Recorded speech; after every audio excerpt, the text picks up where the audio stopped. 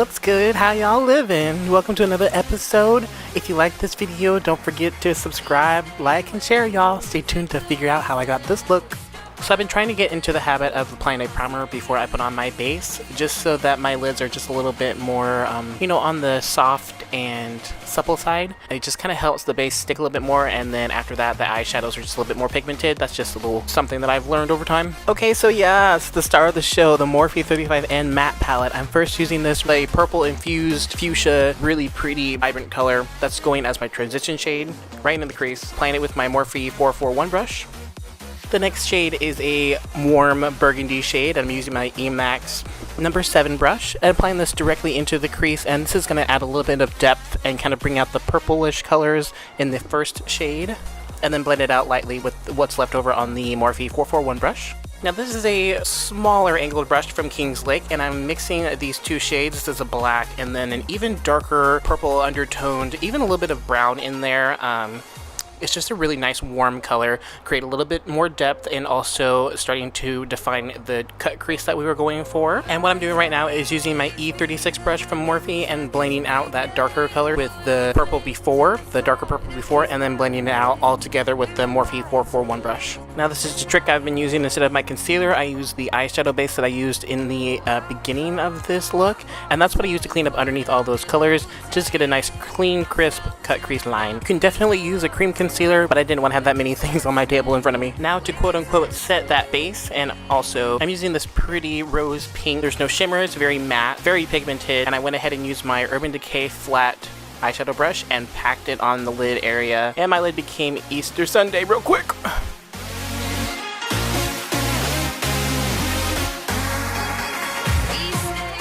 And then what was left over with the E36 brush, I went over and just redefined the crease. Moving on to my ultimate favorite liner, this is Eyeko London Liquid Slim Liner. A little bit of a small pen, but the precision and the pigmentation of the liner just kills me every time. It's so easy to create a wing with this, to get some precision, to get some straight lines, and get that wing, honey, get that wing.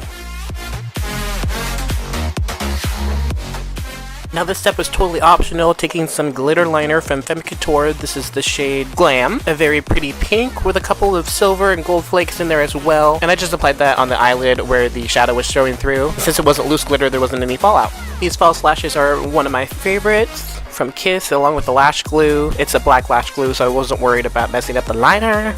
I did put on the Superhero Mascara. Kind of creates a little bit more of a bond, so then the lashes blend together a little bit better when you squish them together. Moving on to the inner corner and brow highlights. I'm using my Carli Bybel palette and this sandy highlight for the brow bone. I think I also used it for the inner corner as well, but I'm not sure if I got that shot in. I did, yes! Okay, so the Precision Brush by Real Techniques, and I used that same highlight. I finally found my pencil sharpener and sharpened all of my liners, so I finally got to use my NYX white eyeliner and brow pencil again, and just use that on my waterline. This is my newest fave to add to my skincare. This is 24 Karat by F&E. I found them on Amazon when I was looking for the NYX Honey Do Me Up, and this was a $5 dupe, and I was like, oh my god! Adding in some Dermalogica moisturizer. And for my primer today, I'm using my RIMMEL London Stay Matte Primer. This is my favorite matte primer. It works so well, and my makeup lasts all day.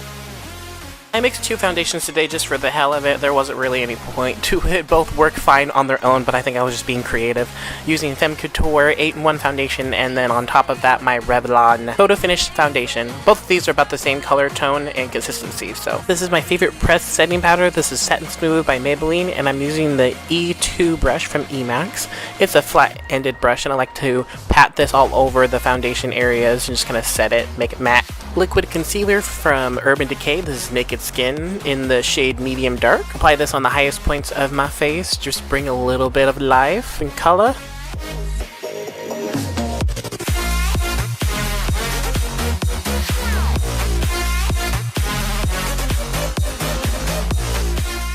While that first layer sets, I'm going to put on some concealer that is a little bit darker. This is LA Girl Pro Concealer in the shade Mahogany.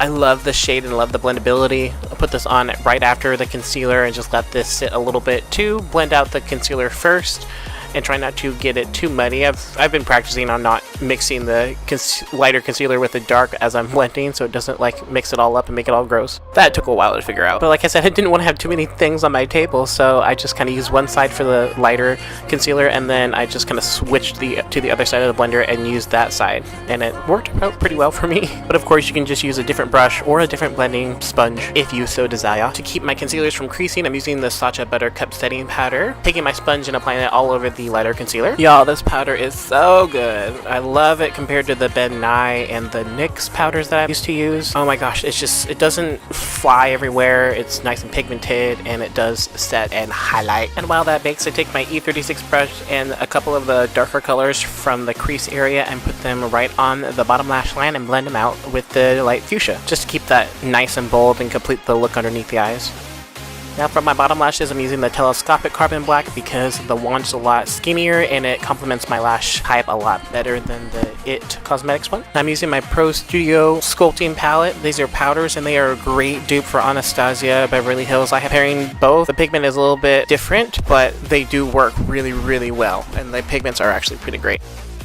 Using my Ipsy crease brush and this lighter shade for the inner part of the nose to contour with, because I don't like too much of a dark contour on the nose, otherwise it can just look a little odd, and I've been teaching myself not to use such dark shades on the inner parts of my nose to contour with. However, for the rest of my face, y'all know I like looking like a toasted marshmallow, so I'm taking my E3 brush and dusting it all over the contour area, circular motions to blend out.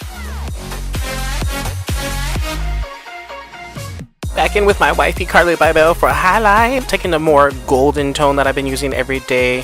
It's a nice, almost skin tone type of highlight. Still really nice and illuminating. Oh my gosh, look at that nose, y'all. Highest points of the face again, and then I take a clean Eco Tools brush and kind of dust it all over the face to blend everything together, soften everything. Now I really wanted to bring out the pinks on the eyelid and the glitter, so I used Pink Lust from the NYX Liquid Suede collection. I think I've used this 3 times now for looks. It's just a really fun, bright, vibrant color that I just love to play with looks, and it just makes everything look a little bit more, you know, flirty and fun, bright. A little bit of blush from e.l.f. and then setting my face with a little bit of Pure Bliss makeup setting spray. Love it. Y'all, I don't know what the hell was going on with my hair, but I had to give it a little TLF, little tender love and flat iron, you know.